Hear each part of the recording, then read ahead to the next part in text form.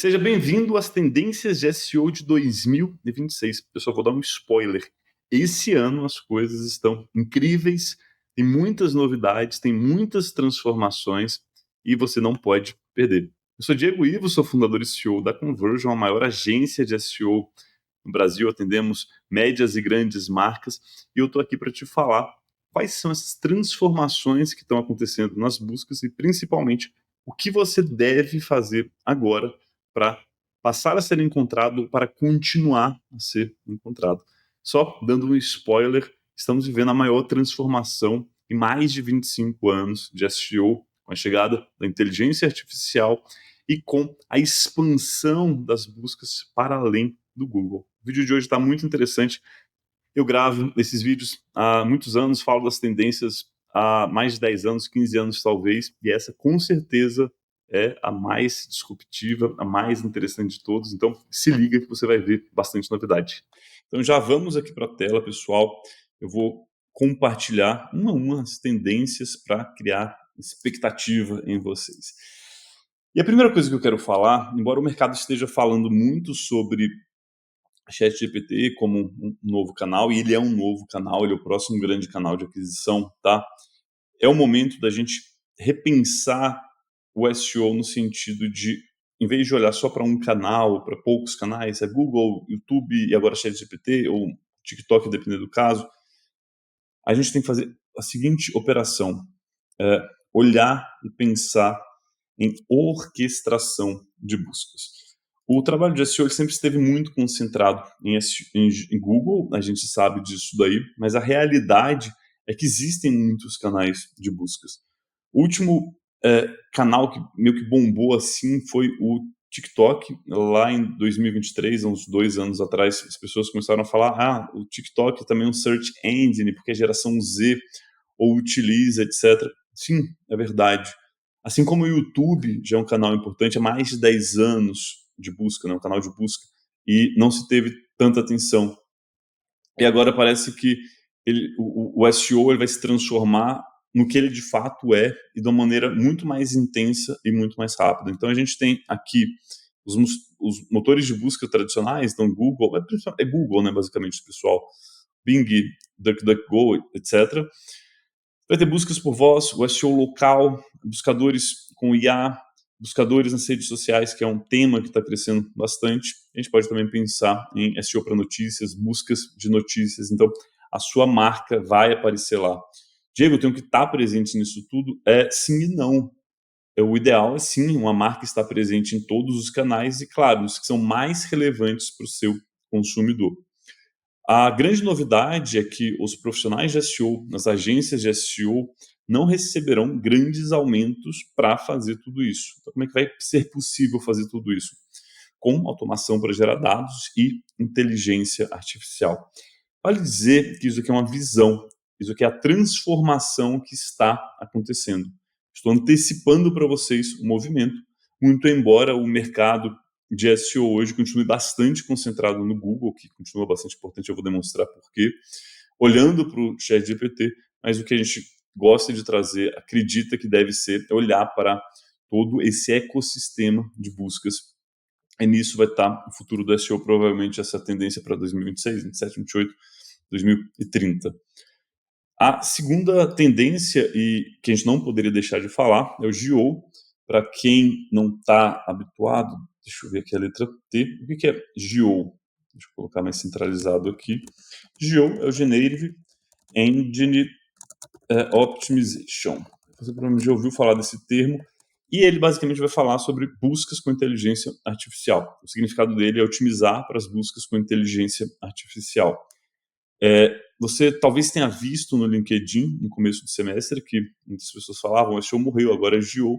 Só que, pessoal, vamos pensar numa hierarquia: SEO está aqui, GEO está aqui. Assim como a gente tem SEO para YouTube, assim como a gente tem ESO, App Store Optimization. Então, o GEO ele também vai ser reflexo do que a gente já faz tradicionalmente em SEO. Então, o SEO, que quase sempre foi sinônimo de Google, a gente tem um trabalho aqui agora de chamar o SEO para Google de Google SEO. E está todo mundo habituado a tratar SEO como sinônimo de Google SEO, porque ele sempre foi, sei lá, 90, 95% dos esforços, tá tudo bem, não tem problema. Mas chegou o momento do SEO amadurecer e falar, cara, onde tiver buscas, eu vou aparecer, vou estar lá. E a IA generativa é um desses canais. Segundo a esqueci o nome, mas a segunda Gartner, que é um dos principais institutos de pesquisa do mundo, ele aponta que 25% das buscas em 2026 acontecerão por meio de IA. Isso em 2026. SEMrush e SimilarWeb apontam mais ou menos que o tráfego de ChatGPT vai bater o Google por volta de 2028, 2030. Então a gente tem nas IAs generativas e nos nossos clientes em geral, o ChatGPT ele representa 90, 95% da visibilidade que vai se ter. Então é para o ChatGPT que a gente tem que olhar. O que vale dizer aqui é que quando você faz o Google SEO, o SEO tradicional bem feito, você tende a aparecer lá, só que nem sempre é assim. Então é como se metade fosse o SEO tradicional e tivesse uma outra metade de coisas que vão acontecendo ali. O principal fator das IA generativas é a força da marca. É marca. O Web Mentions, que são menções da marca na web, Branded Anchor Links, que são links com a âncora da sua marca, ou seja, com o textinho da sua marca, e também Branded Search Volume, são os fatores que mais estão correlacionados com aparecer no ChatGPT. Então, para você aparecer no ChatGPT, você precisa de um SEO tradicional bem feito e precisa de um trabalho de marca bastante forte. E as coisas vão começar a mudar aqui, porque, embora para o ChatGPT isso seja importante, na realidade, muitas das coisas que o ChatGPT e o Geo estão forçando o mercado a fazer são coisas que já deveriam ter sido feitas, estar sendo feitas ao longo dos últimos anos. Então, a gente pode colocar aqui o Geo, uma segunda tendência. Vamos agora para a próxima. E a próxima são chunks de conteúdo. Deixa eu só trazer um breve contexto aqui. Tradicionalmente, quando você pesquisava no Google, ele buscava o quê? Ele buscava um documento, entendia qual que era o documento mais relevante para aquela sua consulta. Então, se você pesquisou, sei lá, tênis de corrida, o que é SEO, qualquer coisa, ele vai encontrar um documento que era o mais relevante, o documento é uma URL. Ele vai trazer. Com as IAs generativas, a coisa muda um pouco de figura e os trechos de conteúdo passam a ser bastante importantes. Então, não basta mais ter um bom conteúdo, a gente precisa agora também ter um trecho bastante relevante. Então, o que é um trecho? Cara, é um parágrafo, só que não é qualquer parágrafo que vai ranquear. São parágrafos, por exemplo, com bullet points, parágrafos com citações, então você tem entrevistas, tem informações exclusivas, e o que eu gosto principalmente são dados. Tá? Eu acho que dados é, fora uma marca forte, o grande fator, o grande segredo para você ser citado nas IAs. Nossa, a letra está bem feia aqui, mas é isso. Então, além de otimizar para todo um documento, a gente tem que agora otimizar os trechos. Uma coisa que funcionava para o Google também, vai funcionar bastante no ChatGPT, é que cada trecho seja uma resposta de uma pergunta. Então, até, por exemplo, se você quer otimizar para uma dúvida, SEO e GEO são sinônimos, né? Poderia ser um H2, um subtítulo de um artigo seu, você fala, não, não, você começa respondendo isso daí para você ter trechos mais semânticos e que melhor representem dúvidas do usuário. É claro que esse assunto a gente pode se aprofundar bastante, mas estou trazendo principalmente a visão geral para vocês.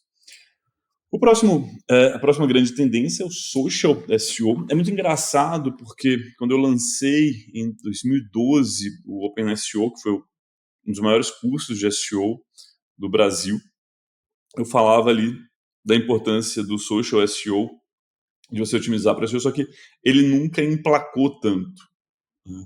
Ele nunca bombou tanto quanto agora é importante. Por quê?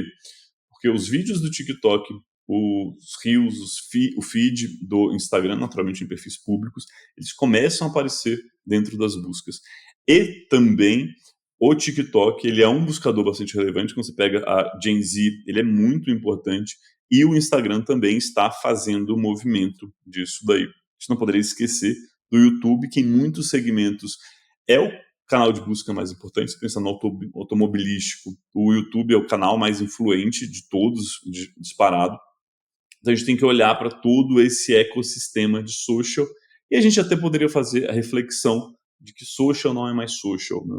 O próprio TikTok, ele não se posiciona como uma plataforma de social, mas como uma plataforma de entretenimento. O Instagram foi dentro dessa linha, e aquele social antigo, de fato, ele morreu, está muito mais concentrado no WhatsApp. Então, mas a gente está falando desses aplicativos de conteúdo, etc., que têm relações sociais, mas eles estão muito além do social, mas é assim que a gente chama, então é assim que a gente vai continuar chamando. O quinto tópico é a morte do last click e o fim da atribuição de clique. Esse daqui é um tema muito polêmico. Eu tenho falado bastante sobre isso nos últimos 5 anos, principalmente. O que acontece? A pessoa faz uma pesquisa no Google, vamos tentar não tornar muito complexo, pesquisou uma palavra-chave, clicou no anúncio, caiu na sua página, e foi lá e converteu, e ficamos felizes, houve a conversão. Parece que é muito simples, só que na realidade não é nada simples. Quando a pessoa faz essa consulta aqui, provavelmente é uma busca de marca. Então, por exemplo, na conversion, quando alguém vai buscar uma consultoria, um cliente qualificado, ele pesquisa por conversion. E eu já analisei em tráfego pago, muito mais fácil de analisar isso daí. Eu já analisei dezenas de contas, centenas de contas de Analytics, e, cara, 90% das conversões provém de buscas de marca. Quando a gente olha para os canais específicos, e de modo geral é a marca que converte.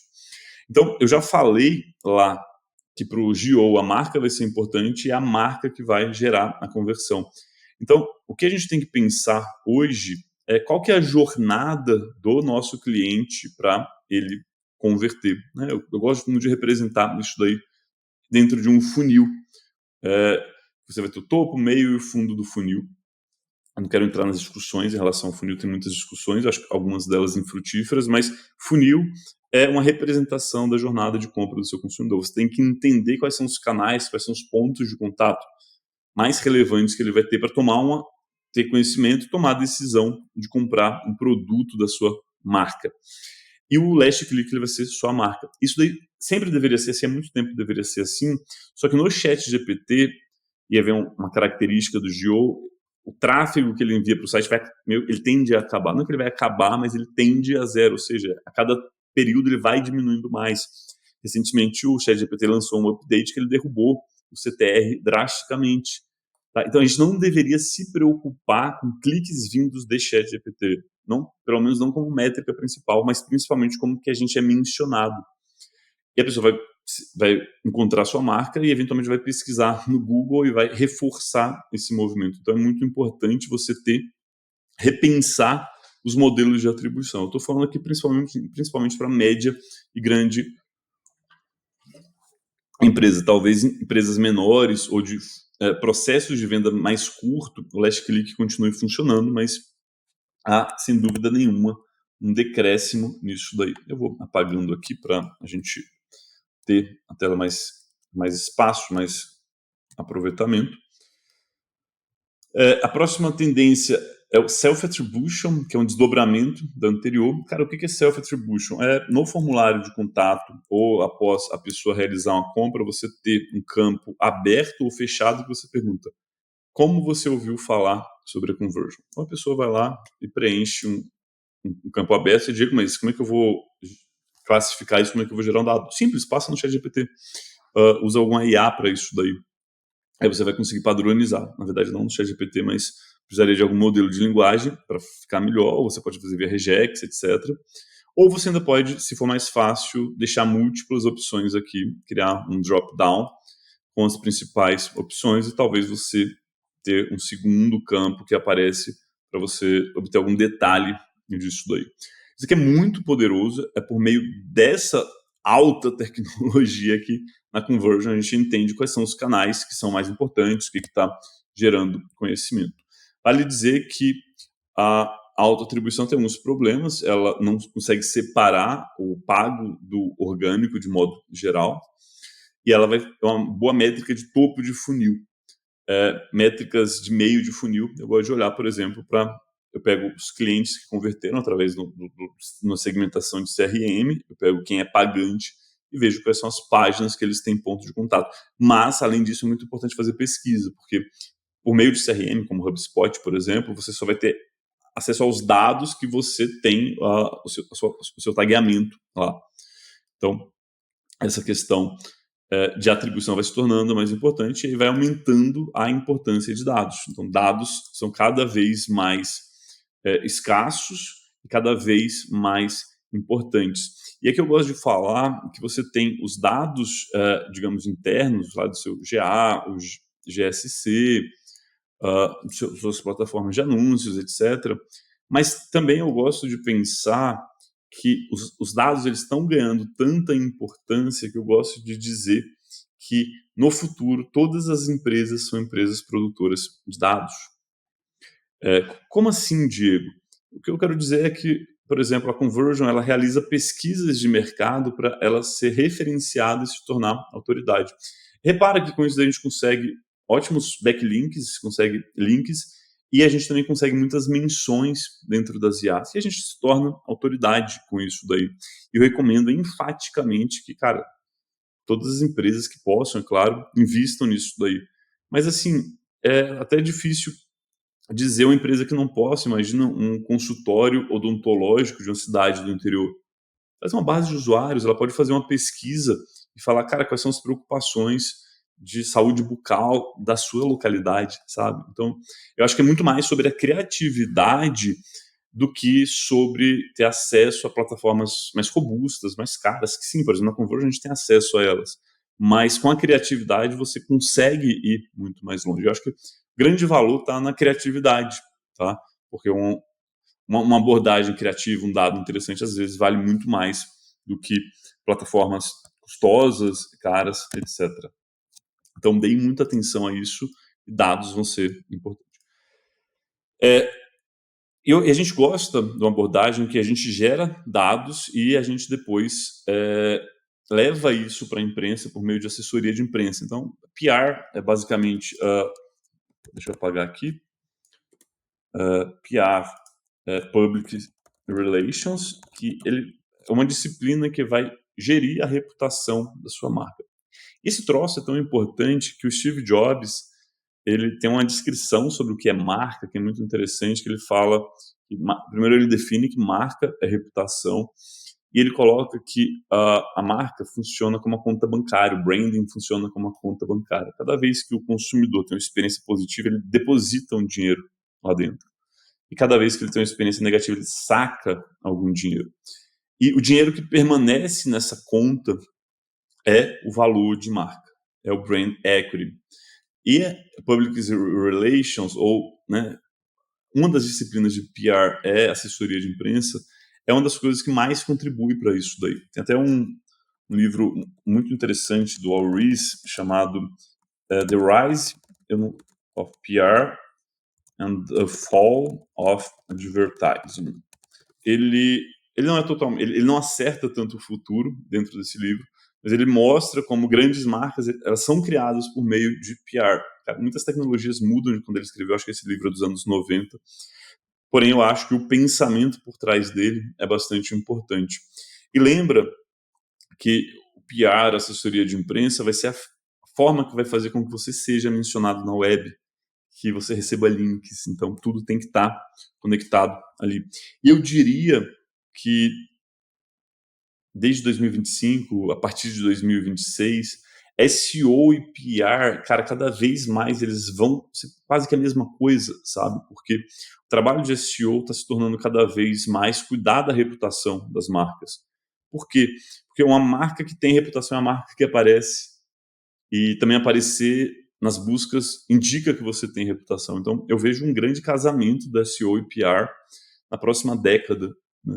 Assim, arrisco-me a dizer que, entre aspas, eles vão se tornar uma coisa só.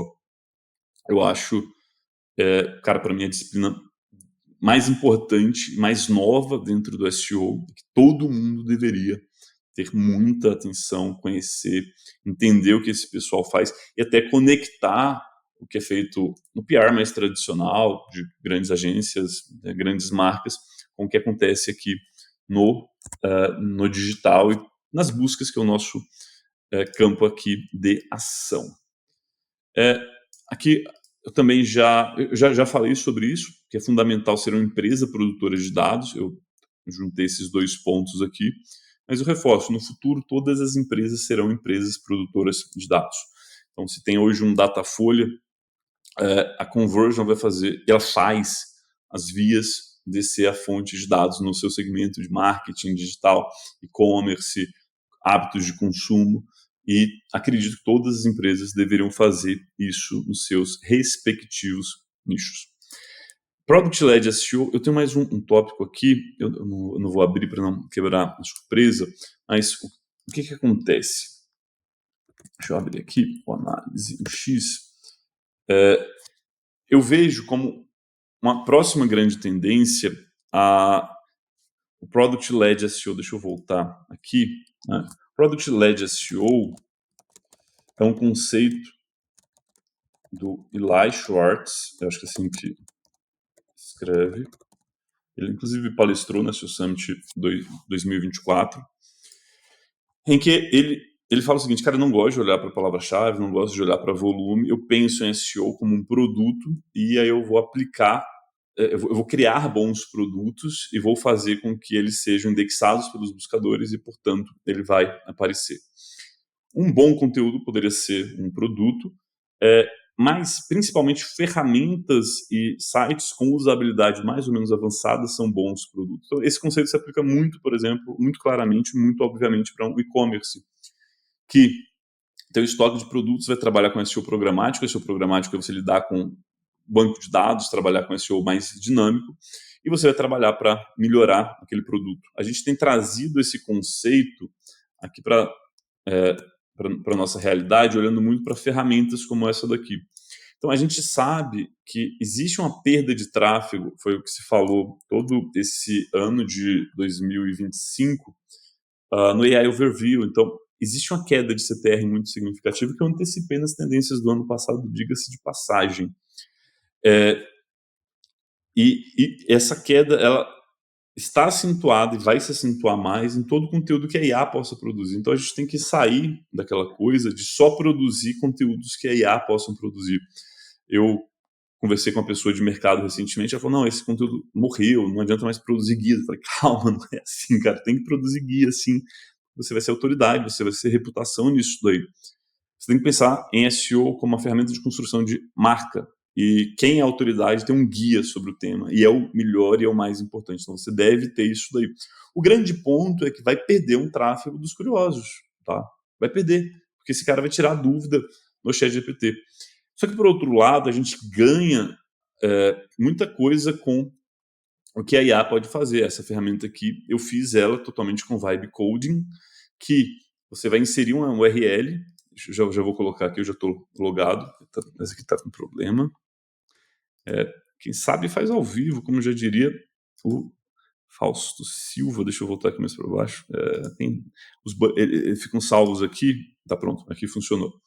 Então, a gente coloca um URL de blog, por exemplo. Essa ferramenta, ela consulta, eu acho que são 50 checklists, tem 50, todas essas checklists aqui, acho que não chegam a ser 50, ou talvez uns 20. Identifica qual que é a mais importante. Então, eu joguei aqui, ela identificou que é uma página de blog, então ela aplica a checklist dentro de uma página. Então, em vez de falar na teoria o que é o X, eu faço análise do X para vocês, tá? Isso aqui é tão importante, tão impactante, pessoal, que nos últimos 30 dias, quando eu fiz a análise, deixa eu voltar aqui, o tráfego de SEO da Conversion, não vou abrir o número aqui, mas não é colocando em base 100, ele era 100. No primeiro mês de criação dessa ferramenta foi 3%, né, foi 3% do tráfego do blog. Hoje ele é se não me falha a memória, em torno de 65%. Ou seja, eu levei quase 15 anos para gerar o que a gente tem do SEO da conversion. Se for lá olhar na SEMrush, está, sei lá, 95 mil. E eu levei 12 meses para, criando ferramentas como essa daqui, chegar a 65% do tráfego, com uma intenção que eu entendo muito mais qualificada. Aqui eu já não estou na teoria, eu estou na base aqui, né? Sem contar que isso aqui, cada pessoa que usa a ferramenta gerou um lead. Então foram milhares de leads que a gente gerou. A gente tem até feito um anti-lead optimization para economizar, né? A gente tá trabalhando, hoje a gente está olhando muito mais para nossa base do que propriamente geração de leads, porque de fato a gente gerou muitíssimo lead com essas e outras estratégias que a gente fez em 2025. Por fim, a gente tem o Brand-Led Growth, que se conecta com os pontos anteriores. O que é o Brand-Led Growth? É um conceito que, deixa eu apagar aqui,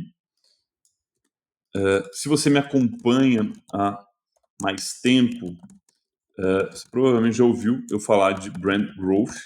É praticamente a mesma coisa, só que eu estou usando, eu parei de usar o termo Brand Growth, porque eu acho que ele gerava algumas confusões com brand performance, etc., união de branding e growth, mas a ideia do brand growth, mais do que ter branding, ter performance, as duas coisas são muito importantes. By the way, a recomendação não fugiu o nome dele agora, depois eu me recordo, é você ter 60% em brand building e 40% em performance, isso para todas as marcas. Isso está em The Short and the Long, me fugiu o nome do autor, um cara que eu cito sempre. Les Binet, tá. Ele fala isso daqui. E o próprio Les Binet, em 2020, ele lança um conceito de Share of Search, que ele aponta que as buscas no Google Trends por marca, eles antecipam o market share. No estudo do Les Binet, ele fala que é uma métrica preditiva de market share. Só que ele está analisando, pessoal, tipo Volkswagen, marcas de celulares, tickets, poxa, que você está falando de, sei lá, $500, $1.000 a 20, 30 mil dólares, a gente está falando, sei lá, de carros de, sei lá, 100, 150, 200 mil reais. Isso é uma métrica preditiva. Só que na nossa realidade do dia a dia, que você vai ter um ticket médio, poxa, abaixo de R$1.000, abaixo de R$500, ela é muito realista, ela não é preditiva. É o que acontece quando a pessoa busca pela marca, é onde as empresas têm a maior conversão. Então, a ideia aqui é basicamente a gente olhando no Google Trends, vamos supor, esse gráfico não está tão didático, eu vou fazer outro gráfico aqui, que então a gente tem um Google Trends aqui, a gente precisa identificar quais são os pontos de crescimento. O que está causando crescimento em cada um desses momentos? Então, você vai fazer uma engenharia reversa e você vai potencializar as marcas ali. E todos os canais, eles vão se tornar uma espécie de coadjuvantes dessa estratégia macro da marca. É claro que para mexer com isso daqui, eu entendo que precisa chegar no CMO, precisa ter um aval do próprio CEO da companhia, porque ele mexe em muitas variáveis, mexe na estrutura de marketing, mas o mercado todo está caminhando para a gente entender que os modelos de atribuição atuais já não dão conta de todos os problemas, que buscas pela marca são um dos principais fatores de ranqueamento no ChatGPT, e que marcas mais buscadas elas têm uma grande correlação com todos os resultados do marketing digital. Então, isso é uma coisa necessária de se fazer. Então, acho que é importante, mesmo que você não tenha, digamos, uma alçada de interferir nisso, você levar essas informações e educar a empresa. Agora, repara, pessoal, como a gente está, quando está falando das tendências de SEO, a gente está, cara, quase tudo passa por marca. Né? E vem um aspecto, é um conceito que eu criei, chamado branding semântico. Por que eu criei esse conceito? Porque para entender que, beleza, branding é muito importante, mas eu não queria que fosse simplesmente o branding que a gente está acostumado. Porque quando você fala em branding, vou fazer uma ação de branding, ou seja, uma ação que eu vou pensar em moldar em alguma medida a minha percepção de marca, mas eu não estou esperando o resultado, mas não é isso que eu quero dizer com branding semântico. Eu quero que a gente pense que as nossas marcas vão ser processadas pelas LLMs, pelas inteligências artificiais, e a gente precisa preparar e treinar as inteligências artificiais para ler a nossa marca da melhor forma. Então, isso é o que eu chamo de branding semântico. Ele surge de um conceito de posicionamento de marca. Eu já mencionei esse cara, é um cara que mais me influenciou no marketing, Al Ries e Jack Trout. Eu lembro mais do Al Ries, eu não sei se é assim que escreve Trout, em que ele fala que marketing, e é duvidosa essa afirmação, tá? Que marketing é você criar marcas que vão ser sinônimos de categoria. Então, ele fala, se eu falar em refrigerante, qual marca veio na sua cabeça? Coca-Cola. Se eu falar cerveja, veio Brahma para quem é da minha geração, Heineken para quem é mais próximo da Gen Z e tal. Esse é o conceito clássico de branding, que eu vou chamar assim. Não era chamado de branding, era chamado de marketing, posicionamento, tá? Depois disso, o branding ele migra para conseguir olhar para muito mais outras coisas, mais percepções mais abstratas e não abstratas de marca, mas muito mais do intangível do que do resultado em si. Se cria uma disciplina com o Acker, com o Neumeier, etc. E o brand ele se torna um pouco dessa coisa que é muito para empresas grandes e tal, e no fundo está falando, transformando a marca em uma pessoa, tá? Que é, cara, muito importante. O Ries, ele não dava conta desse problema de marca, de branding, que esses outros caras dão conta, mas eu vejo que tem uma volta ao esse posicionamento de marca clássico, que eu chamo de branding semântico. Só que ele tem uma alteração, que já não é mais no contexto, porque o Ries, ele escreve, ele cria a teoria dele, cara, quando você tinha televisão como mídia de massa. Então, você tinha um player, um produto. Hoje, a gente vive um mercado de long tail muito grande, então você, em vez de refrigerante, agora, cara, é o refrigerante que atende exatamente ao desejo, às necessidades do usuário. Então você vai ter um refrigerante sem açúcar, vegano, disponível em Pirapora. Né? Então, e aí você vai ter que treinar a sua IA para a sua marca para esses atributos de marca. É claro que os que são mais relevantes. Né? Piraporça, escrevi errado aqui, mas não importa. Você vai ter que treinar a sua marca para todos os atributos de marca que são importantes. E a gente criou uma ferramenta aqui, a gente está usando internamente, não posso compartilhar, mas aqui é um exemplo de uma análise que a gente faz. Então, você vai colocar a sua marca, vai comparar com concorrentes, tá? A própria ferramenta sugere os concorrentes, e você tem os atributos de marca. Então, por exemplo, eu quero que a conversion seja percebida pelo atributo de inovação. Por quê? Porque a gente está no mercado de inovação. É um dos atributos mais valorizados pelo nosso cliente. Talvez por uma indústria, um mercado muito pequeno, não seja. Mas a gente que atende as grandes marcas, os nossos clientes querem ter a consciência de que a gente está na ponta da inovação. Então a gente passa nas LLMs, nas IAs, para interpretar como elas estão entendendo a nossa marca. Você pode reproduzir isso por conta? Pode. Você pergunta para o ChatGPT, para o Gemini, é legal fazer com todos eles. Cara, avalie esses atributos de marcas para essas marcas e você vai ter que criar um prompt legalzinho para você definir qual é a escala, quais são os critérios, e aí você vai conseguir gerar uma análise mais aprofundada. Tá? Então, por exemplo, dentro dessa análise aqui, a gente lidera, acho que em todos os atributos, tem um empate técnico aqui. Pessoal, isso aqui é como a LLM entende, você pode concordar ou discordar, mas é como ela entende. Nesse nosso caso aqui, a gente precisaria melhorar o nosso atributo de tecnologia, embora todos os outros a gente esteja na frente.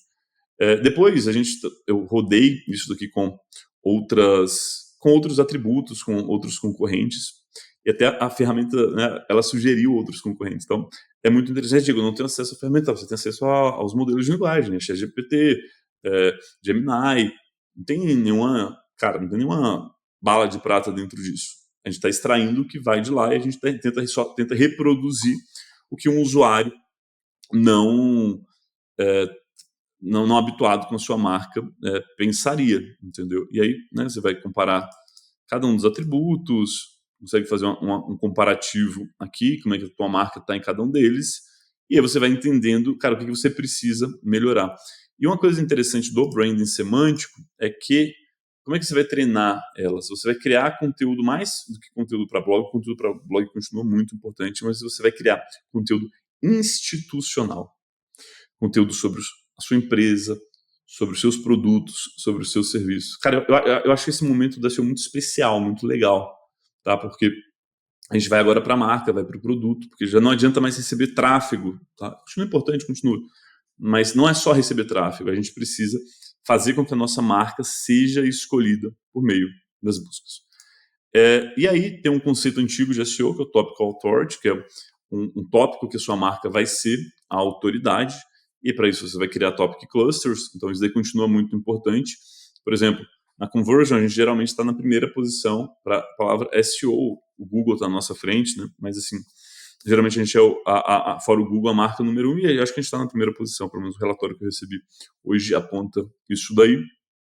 No dia que você estiver vendo o vídeo pode ter alguma variação, porque Google é assim. E a gente, para estar na primeira posição, não é só que a gente criou um bom artigo, o artigo é muito bom, o artigo recebe links e tal, mas é que a gente tem todo, digamos, um ecossistema de conteúdos e a gente produz conteúdos não só para ranquear no Google e por fazer conteúdos não só para ranquear no Google, mas para cobrir um tema, para ser a resposta para todas as dúvidas daquele tema, a gente fica na primeira posição. É claro que tudo é muito multifatorial, mas então isso daí continua bastante importante e vai influenciar as LLMs também. Tem um tema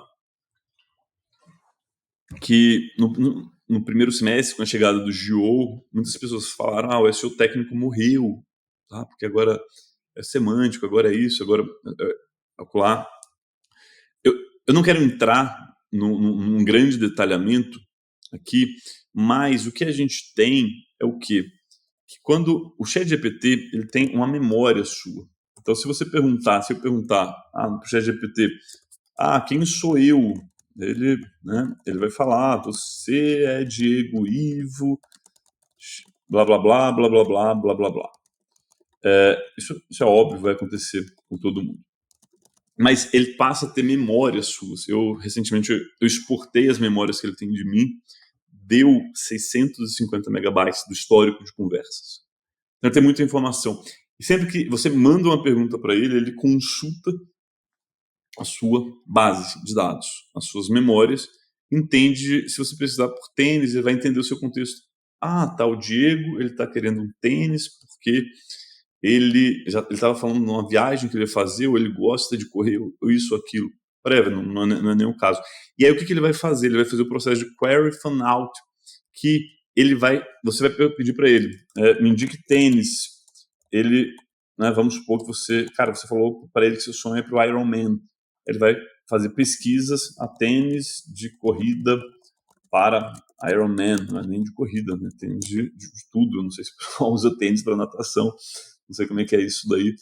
E ele vai fazer, talvez, às vezes, dezenas de buscas em paralelo para encontrar o que é mais relevante para você. Por exemplo, vou dar um exemplo bem interessante. Hoje mesmo eu tive que comprar uma impressora. Eu falei, cara, me ajude a encontrar uma impressora que tem melhor custo-benefício, porque eu tive esse problema, não tinha compatibilidade com o Mac e tal. E o ChatGPT responde. Ele fez algumas perguntas e aí ele vai lá e traz a resposta. Você e o Claude também, tá?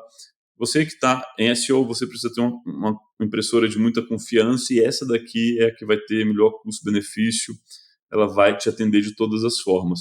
Mas eu também já recomendaria essa outra daqui, que vai ser uma impressora definitiva, que você vai resolver todos os seus problemas. Ambas vão ter, eu esqueci qual é o recurso, como se eu nem precisasse instalar. E, cara, era isso que eu precisava. Só que para responder isso, ele consultou as minhas memórias. Tá? E ele não me entregou nenhum link. Eu fui lá e comprei a impressora daquela marca, aquele modelo que estava lá. E é assim que as pessoas vão comprar. O SEO técnico vai ser muito importante porque você tem que, aparecer para todos os tipos de busca. Você precisa ter um branding semântico também que vai conseguir fazer com que os seus produtos sejam correlacionados com os atributos que você quer. Por exemplo, você pode fazer o branding semântico para marca, para HP, para Epson, e você pode fazer também para cada um dos produtos.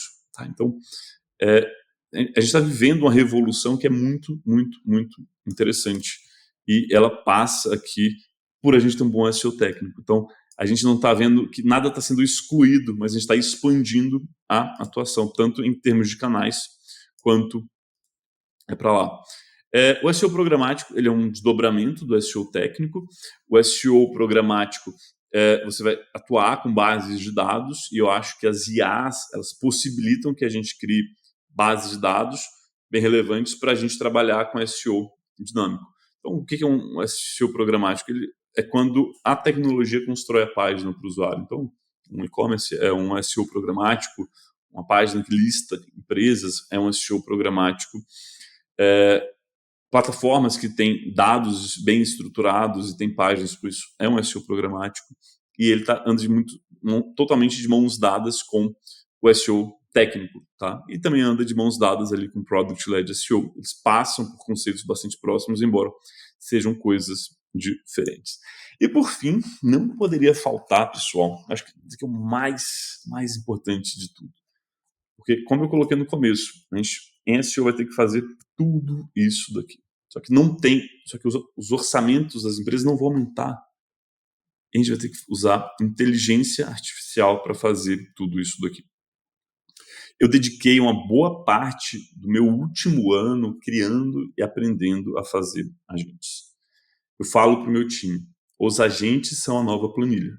Quem não souber fazer agentes em 2026 será como uma pessoa que não sabe usar planilha. Uma pessoa que não sabe usar planilha não tem lugar no mundo corporativo hoje. Ou tem uma posição muito desqualificada, né, sem qualificação, sem uma grande remuneração, ou é o gênio, que é o empreendedor que, né, faz tudo pelo celular. Mas provavelmente a gente não está nesses dois extremos, e talvez queira estar em um dos extremos, mas não quer estar no outro. E aqui seria uma exceção, não é a regra, como falar que faculdade não importa, né? Porque Mark Zuckerberg não fez faculdade. Você, Mark Zuckerberg, meu filho, o Steve Jobs não fez, poxa, estou falando com o Steve Jobs aqui na minha frente. Claro que não. Eu, mesmo sendo CEO da Conversion, esse troço ele é tão disruptivo que, cara, eu estou dedicando meu tempo para aprender. E eu percebi, no SEO Summit eu falei sobre isso, eu tenho uma palestra só sobre isso, que você dominar a regra de negócio, você ter o entendimento de como as coisas funcionam é determinante para construir bons agentes. Eu não quero ficar só aqui no abstrato, eu vou passar para vocês um stack de agentes que eu recomendo. Recomendo a NHN, mesmo para iniciantes. Eu tenho uma relação meio de altos e baixos com a NHN, eu confesso. Eu, particularmente, eu não gosto muito, mas até recentemente tenho aberto a minha cabeça. Eu acho o Relay.app, conheço o CEO de lá, muito simples, ele é muito bom para pessoas básicas e até permite começar por ele e eventualmente migrar para coisas mais complexas no NHN, ou se você não é uma pessoa tão técnica, talvez ele te atenda. Na mesma linha tem o Lind AI, .ai. Tem um que eu gosto bastante, que é o Relevance AI, foi acho que o que eu mais usei em 2025 em termos de plataforma. E aí, eu não vou entrar no detalhe, mas aí depois eu recomendo só as plataformas avançadas. Intermediárias eu vou pular, não vou explicar porquê, que é a família do LangChain. O LangChain, quanto a gente, até ele move o NHN, ele tem o LangGraph, e agora tem o Deep Agents. O LangGraph é um orquestrador de IA que ele muito focado em engenharia de contexto. E engenharia de contexto é, para mim, o tema mais importante de 2025 e 2026 em relação à IA. Por quê? Porque a IA ela tem um limite de contexto. As IAs geralmente têm 200 mil tokens de contexto. O problema é que com 40% dos tokens elas começam a perder performance, ou seja, a gente está falando de 80 mil tokens. Eu não vou ter o um número de cor, mas eu imagino que 20, 30 mil palavras, você já deteriora o contexto, ou talvez menos. Só que isso é extremamente necessário para você ter bons outputs. Então, como você vai fazer a gestão desses tokens é muito importante, porque imagina que você vai criar um agente de conteúdo.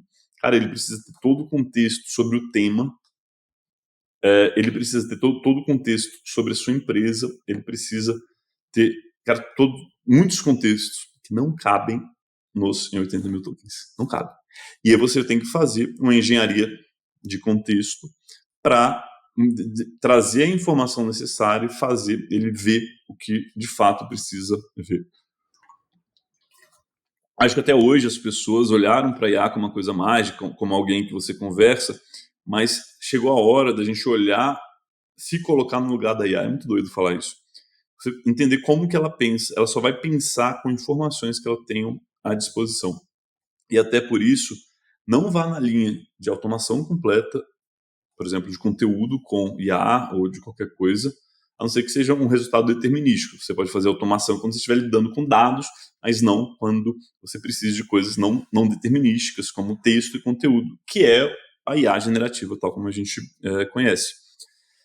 Então, não delegue tudo para a IA. É necessário revisar todas as coisas. A gente, pensando em eficiência aqui na Conversion, a gente tem conseguido entregar 5 vezes mais coisas com a inteligência artificial. E detalhe, nesses custos envolvem trabalho humano. O que eu acho, que eu acredito, é que a IA vai substituir 80% do que a gente faz. Ou seja, 80% de tudo que a gente faz até agora vai passar a ser feito por IA. As pessoas vão passar a fazer outras coisas. Acho que o primeiro passo é elas passarem a revisar o que a IA fez. E aí, o que depois vai acontecer? Vai ficar uma pessoa vai virar revisora. E aí ela vai começar a criar agentes que revisam trabalho de agentes e agentes que revisam agentes revisores de trabalho de agentes. É muito doido isso. Mas sempre em algum nível vai precisar de uma intervenção humana, porque a criatividade humana,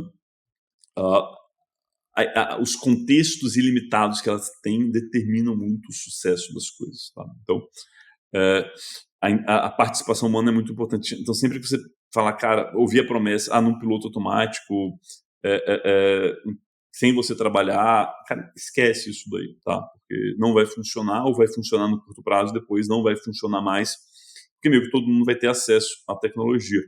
E, para amarrar tudo que a gente está falando aqui, a gente está falando que o futuro é a construção de marcas. Então, você tem que usar a IA para construir marca, e não só para operacionalizar para você.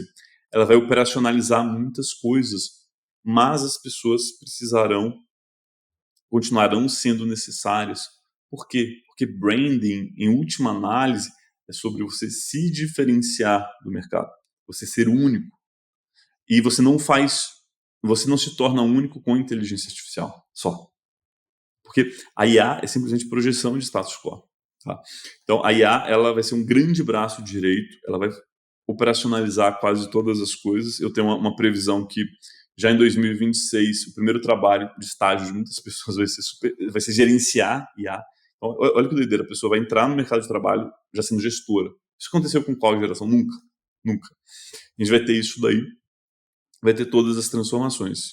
Então, cara, não importa se você é estagiário, se você é CMO de uma grande empresa, eu recomendo fortemente que você mergulhe e domine a criação de agentes.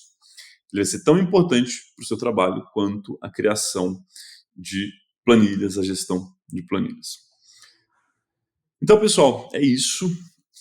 Espero que vocês tenham gostado. Foi uma grande alegria estar aqui com vocês. E agora é hora de colocar isso tudo em prática.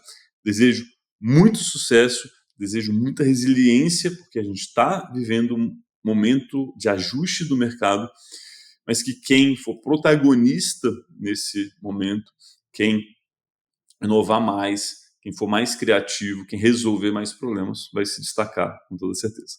Um abraço, bom 2026 para todo mundo, ótimos resultados de SEO e foquem em marca, foquem em agentes.